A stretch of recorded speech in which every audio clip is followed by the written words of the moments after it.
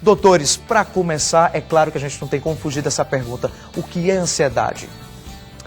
Veja, aquilo que se costuma chamar de ansiedade, na realidade é o excesso de ansiedade. Porque a ansiedade é uma reação normal, natural, que foi desenvolvida ao longo da evolução, inclusive, e que permitiu aos seres humanos uma sobrevivência mais eficiente diante das ameaças do ambiente. Então, um animal que não tem ansiedade, ele vai reagir diante de uma ameaça apenas quando essa ameaça já está próxima dele e já é real, portanto a chance dele escapar é menor. O ser humano ele consegue antecipar a ameaça, então ele se prepara para a ameaça, ele visualiza, ele imagina, ele consegue conceber a possibilidade da ameaça. E daí ele prepara uma reação de defesa ou de fuga muito mais eficiente. O excesso dessa reação, quando a pessoa começa a antecipar demais ameaças que talvez nem existam, aí o excesso dessa adaptação é que começa a causar problemas. Ao invés de facilitar as reações de defesa ou fuga, ela começa a causar dificuldades adicionais inteiramente desnecessárias. E esse excesso é o que nós chamamos de ansiedade. Doutor Carlos, quais são os sintomas? A ansiedade é um transtorno mental que se caracteriza fundamentalmente por uma manifestação de um sentimento de temor sem justificativa, extremidades frias, as mãos ficam frias, diante de situações adversas, palpitações que muitas vezes se confundem com um problema cardíaco. Muitos pacientes vão ao cardiologista ansioso pensando terem um problema cardíaco, às vezes dor de cabeça, mal-estar, inquietação motora, o paciente não consegue ficar sentado ali durante algum tempo em um determinado lugar, ele precisa estar se movimentando, falta de sono, inquietação. Esse quadro é extremamente desconfortável, principalmente diante de situações de avaliações. É muito comum entre estudantes no dia de uma prova, por exemplo, nas pessoas quando vão fazer um concurso público no momento de serem avaliados, por causa desse temor, esse temor que não tem uma definição concreta, não tem um alvo concreto, não tem um objetivo concreto. Então é um temor até infundado mesmo, pelas circunstâncias da vida, pelas próprias inseguranças que nós vivenciamos no dia a dia. Mas é um quadro que, como o doutor Sabri colocou aqui, a ansiedade tem um limite de normalidade. A partir daquilo ali que começa a comprometer o seu desenvolvimento no seu trabalho, o seu desempenho nas suas atividades profissionais ou educacionais, e isso, o seu sono, o seu mal-estar, é o momento então de procurar um profissional habilitado para saber o que é que pode ser feito para tratar a sua ansiedade. Bom, a gente já sabe o que é ansiedade e os sintomas dela. Agora, nós vamos ver na prática como é uma pessoa ansiosa no dia a dia. Empresa Calmaria, bom dia. Ah, ok. Eu vou avisar, tá bom? Tchau. Senhor Luiz, o senhor próximo. Tá bom. É a primeira vez que o senhor vai fazer um teste aqui na nossa empresa? É a primeira. Tá nervoso? Não, imagina. Ah, não precisa ficar nervoso. Você vai ser entrevistado por uma pessoa maravilhosa. Oh, que bom. Ele é ótimo. Oh. Só que às vezes é um pouquinho grosso e nervoso. Mas não fique nervoso, senhor. Porque ele é uma ótima pessoa. Ah, tá. Então, doutores, é assim mesmo o dia a dia de quem é ansioso? É complicado, né? Ansiedade e medo são a mesma coisa? Não, ansiedade e medo realmente são coisas diferentes, né? Muitas vezes a pessoa tem um medo específico e isso vai caracterizá-lo como uma fobia, né? Apesar de que a ansiedade, digamos, tem um território limítrofe entre ansiedade e fobia, você muitas vezes separa da seguinte forma: ansiedade é um transtorno generalizado e fobia são coisas específicas. Então, por exemplo, o medo de elevador é uma fobia. Muitas vezes a pessoa tem ansiedade, mas o medo de elevador ela se caracteriza como uma fobia, porque é uma característica específica daquela situação, né? Então a ansiedade é uma coisa generalizada, o medo é uma coisa mais direcionada. Doutor, o senhor que é psiquiatra, a ansiedade ela tem cura? Tem. A ansiedade é um transtorno mental que tem cura.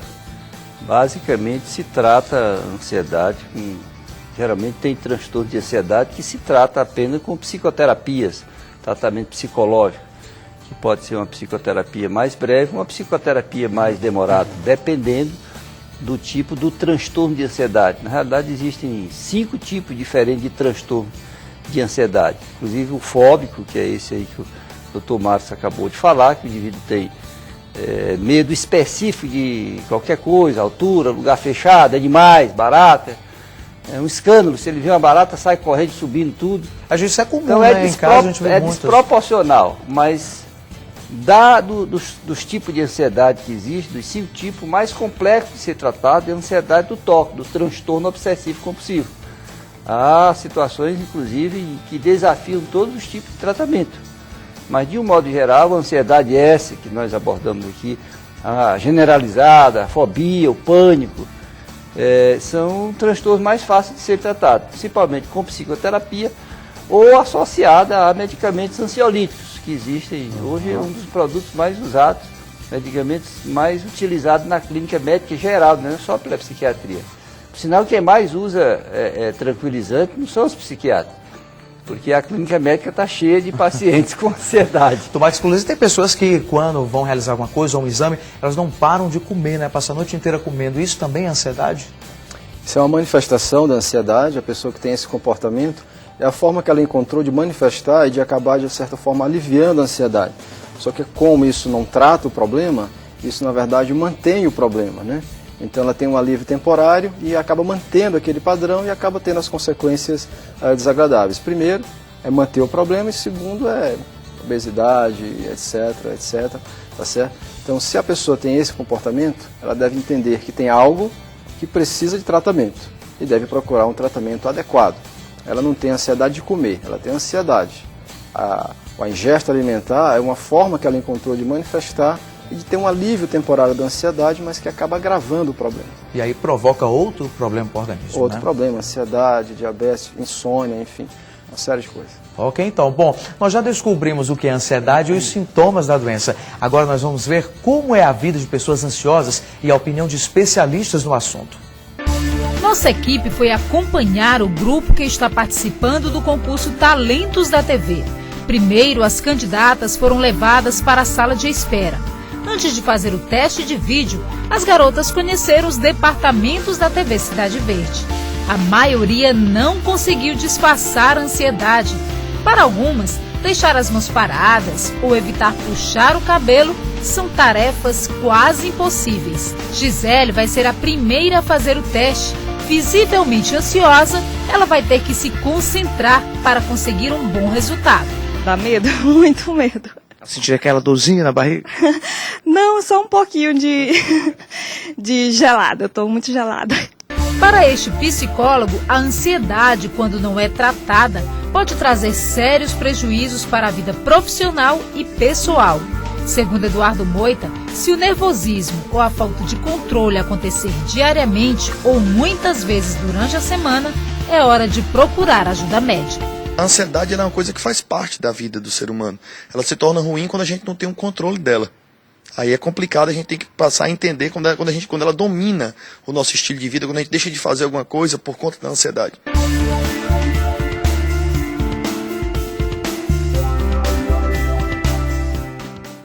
Agora eu queria saber de vocês, como é que a pessoa pode perceber que está com ansiedade? Veja, a pessoa percebe, né? O que muitas vezes é difícil é ela admitir que aqueles sintomas, aquelas manifestações vêm de um problema chamado ansiedade. Ela, em geral, atribui, por exemplo, a sobrecarga, ela atribui ao excesso de demanda, que é uma outra coisa que nós chamamos de estresse. O estresse é o excesso de cobrança, o excesso de demandas. O estresse são os compromissos que a pessoa assume, né? Uma outra coisa que precisa diferenciar é a chamada reação ao estresse. Ou seja, você tem vários compromissos, tem pessoas que controlam isso bem, são organizadas, controlam sua agenda. Portanto, a reação daquela pessoa àqueles compromissos é uma reação proporcional ao número de compromissos, ela não se atrapalha e ela mantém um nível de funcionamento bom, apesar de ter inúmeros compromissos. Então é importante separar o que é ansiedade do que é estresse, que é o número de demandas externas, ou seja, os compromissos, da reação ao estresse, que é como a pessoa lida com esses compromissos, né? Então a pessoa sempre percebe algo. Ela primeiro precisa separar dessa forma e se ela percebeu que a questão é ansiedade mesmo, é admitir, né? Muitas pessoas procuram um médico com outros sintomas, como o professor Carlos falou, e na verdade procurando justificativas outras para os seus sintomas.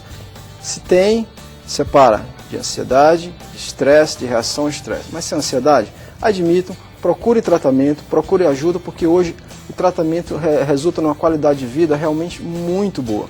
Com medicamentos, com psicoterapia, com terapias outras não medicamentosas, como atividade física. Mas tem tratamento, a qualidade de vida melhora muito. Portanto, se tem, é admitir e procurar ajuda. Então, doutor Carlos, é fácil, né? Dá para controlar então a ansiedade. Tá, tranquilamente. Eu estava até comentando aqui previamente que existe ansiedade boa. Ansiedade, por exemplo, você está com saudade de alguém, muito distante dessa pessoa, ou tem um compromisso à noite com essa pessoa, é a primeira vez, então aquele momento de expectativa para aquele momento que vai acontecer algo agradável, que é o reencontro com alguém, é muito bom. Então a ansiedade também não é só coisa ruim, tem esse aspecto lá do bom da ansiedade, mas ela terminou ali, parou, acabou-se e dá um alívio, uma satisfação muito bom na pessoa e ela vai levando a vida. Agora, se ela tentar, a pessoa, de um modo geral, as pessoas, tentar se organizar um pouco nas suas atividades, se ela tem um número muito grande de atividades e que o deixa sufocado ou ansiosa, mas se ela tentar um pouco, ou se organizar um pouco nas suas ações, no seu horário, no seu estilo de vida, ela pode levar a vida sem ansiedade, doença, sem ansiedade patológica, como nós dizemos na medicina. É uma grande dica que o senhor acabou de dar ao nosso telespectador.